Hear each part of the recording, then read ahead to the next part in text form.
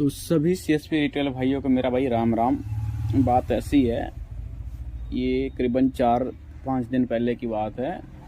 एक भाई साहब का मेरे को फ़ोन आया, रिटेलर हमारे वहाँ नहीं है। तो वो हमारे रिटेलर ने, उनका फ़ोन आया कि भैया मेरे साथ ऐसी ऐसी बात हो गई है और उसका कोई सलूशन आप बताइए। और ये हर दिन मतलब हफ्ते या महीने के अंदर हो ही जाता है, किसी ना किसी के साथ हो ही जा रहा है। तो हो क्या रहा है एक्चुअली, होता क्या कि कस्टमर यूपीआई से आपका पेमेंट आप रिसीव करते हैं कस्टमर के एंड से, और वो पेमेंट आप लेके कस्टमर को कैश दे देते हैं। उसके बदले में जो आप भी आपका चार्ज बनता है 10,000 का 100 या 50,000 का 50 रुपये जो आपने लिया, वो 50 रुपये और 100 रुपये के चक्कर में आपका अकाउंट हो जाता है सीज। तुरंत नहीं होता है, कई बार 2-4 दिन के बाद होता है, कई बार हफ्ते के बाद होता है। और अगर आपके पास कोई डिटेल आपने मेंटेन करके रखा है, जैसे बंदे का आधार कार्ड ले रखा है या फिर आपके शॉप पे सीसीटीवी कैमरा लगा है, तो कुछ हद तक आपको रियायत मिलती है। बट अगर आपके पास कुछ नहीं है तो आपका कोई रियायत नहीं मिलने वाला है। आपके प्रॉब्लम का सोल्यूशन होगा कि नहीं होगा इसकी कोई गारंटी नहीं है। साइबर सेल से आपके अकाउंट को सीज करवा दिया जाता है, और ये केस आपके इलाके से नहीं होता है तो उसके बारे में हम ज़्यादा जानकारी निकाल पाएँ। ये केस दिल्ली से हो सकता है, मुंबई से हो सकता है, महाराष्ट्र से हो सकता है, इवन बेंगलोर, चेन्नई, गुजरात, अहमदाबाद, और ये हमारे इलाके में बहुत ज़्यादा हो रहा है। तो आप सभी रिटेलर भाइयों से निवेदन है कि यूपीआई ट्रांजेक्शन करें। मैं मना नहीं करता हूँ किसी को, आप करें, तो थोड़ी सावधानी बरतें। आप उन्हीं लोगों के साथ करें जिनको आप प्रॉपर जानते हैं, जो रेगुलर कस्टमर हैं आपके, और आज के कस्टमर नहीं, 1 महीने पुराने कस्टमर नहीं, 2 महीने पुराने कस्टमर नहीं, जिनको 6 महीने साल भर से आप जिनके साथ काम कर रहे हैं उनसे पेमेंट लें। और उन लोगों से भी थोड़ा सा एहतियात बरतें। एहतियात क्या बरतें कि जैसे अगर कोई यूपीआई पेमेंट के लिए बोलता है, आपका QR कोड का फ़ोटो खींचता है, उसे थर्ड पार्टी को भेजता है, तो आप उससे पेमेंट एक्सेप्ट ना करें।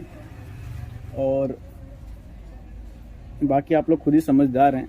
अगर इसका प्रॉब्लम का कोई सोल्यूशन है, किसी का ब्लॉक हुआ है अकाउंट और उसके पैसे भी उसे रिवर्स मिल गए हों, या फिर उसने अनब्लॉक अकाउंट करवाया है तो कैसे करवाया है, इसका प्रॉपर प्रोसेस अगर आपको पता है तो प्लीज़ हमें कांटेक्ट करें। और हमारा जो ग्रुप है सीएसपी प्रॉब्लम एंड सोल्यूशन वाला, इसे ज्वाइन करें और यूपीआई से रिलेटेड होते फ्रॉड को इस पर आप बाय पोस्ट बता सकते हैं हम लोगों को, ताकि हम सभी रिटेलर अलर्ट हो सकें।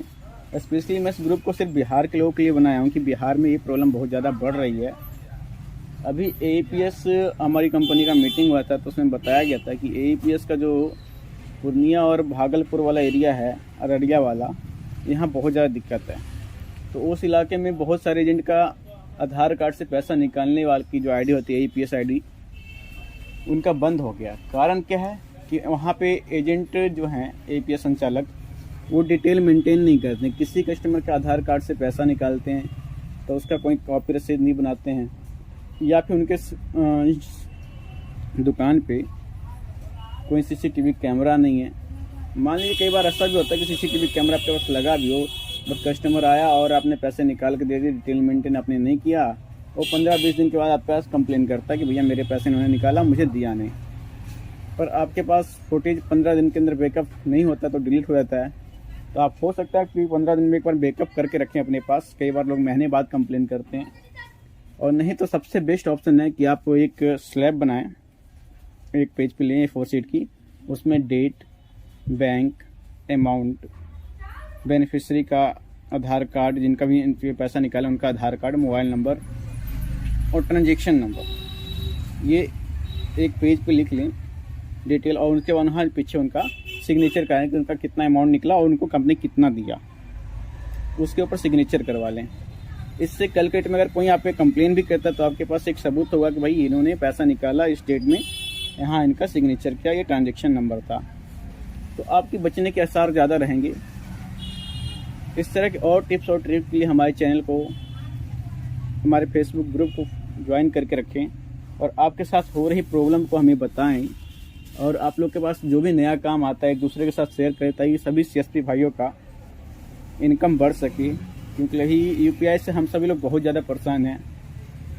केवल फ्रॉड केस ही नहीं आ रहे हैं, कस्टमर भी आजकल जो मनी ट्रांसफ़र के हैं, UPS के ट्रांसफ़र, आधार कार्ड से पैसे निकालने वाले, लगभग आधे हो गए हैं। कारण यही है कि लोग यूपीआई का प्रयोग कर लेते हैं, लोग सीख रहे हैं, समझ रहे हैं। और कई जहाँ हमारे ऐसे रिटेलर भाई भी बैठे हैं जो कम पैसे में लोगों का काम कर रहे हैं। ठीक है, करिए, कोई दिक्कत नहीं है, पर थोड़ा सा अपना भी मार्केट देखिए, क्योंकि कल कस्टमर नहीं रहेगा तो आपका भी काम नहीं होगा, दूसरे का भी काम नहीं होगा। सहयोग करें आपस में, उनके लिए सबको काम की ज़रूरत है। आप रेट गिरा के काम कीजिएगा तो कब तक कीजिएगा।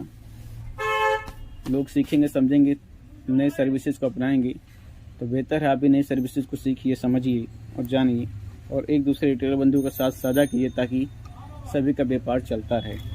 जय हिंद दोस्तों, मिलते हैं अगले वीडियो में।